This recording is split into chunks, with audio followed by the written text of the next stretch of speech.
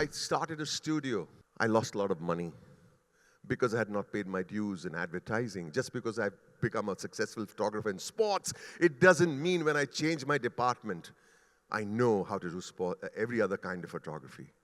I lost money. I was paying interest upon interest. I didn't have money to buy petrol for my scooter. I didn't have money to buy a rice plate. And I was paying interest upon interest. My wife comes to me one day, and she gives me a blue velvet box. And she says, open it. And there was wedding jewelry inside. I said, what's this? She said, go sell it. I said, you mad? She said, yes. Go sell it, pay off that loan, but chase your dream. People around you should be strong. I said, don't do this to me. She's saying, 1 second, where are we going? Where are we going? We don't have money to go anywhere. And do you think that by wearing this fancy jewelry, I'll look pretty? No. No, look at your face. You always make people laugh. You make people smile. You've stopped smiling. Go chase your dream. Fulfill your dream. Smile. And when you smile, I'll smile. And if I smile, I'll look pretty. That's what she said. Right? You need people with guts around you. You need people with guts around you.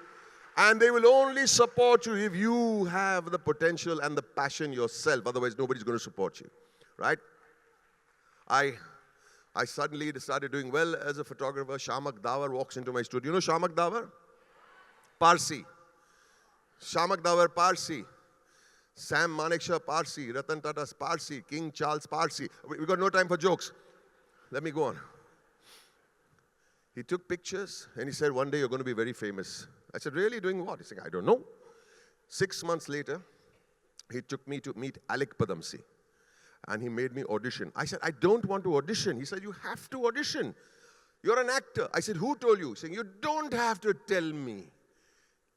Every bone in your body says you want to be an actor. Every bone in your body says you want to be an actor. And he auditioned, and I got a role for 3 minutes. And ladies and gentlemen, I'd like you to encourage me. My first role I ever did as an actor was that of a pimp.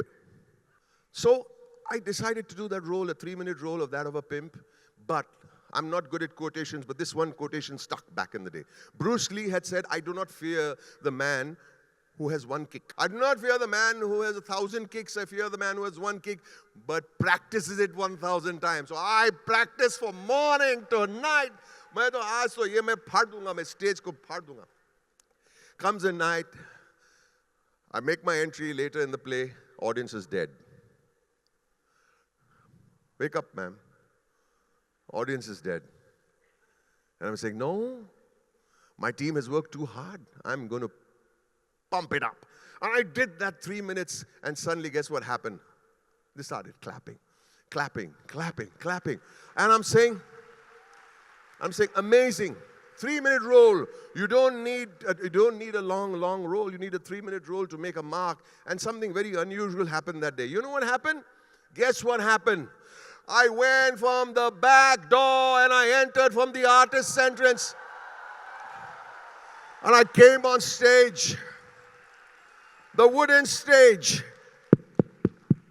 The sound, the lights. And an audience, and I love an audience, ladies and gentlemen. And this is such a beautiful audience. All right.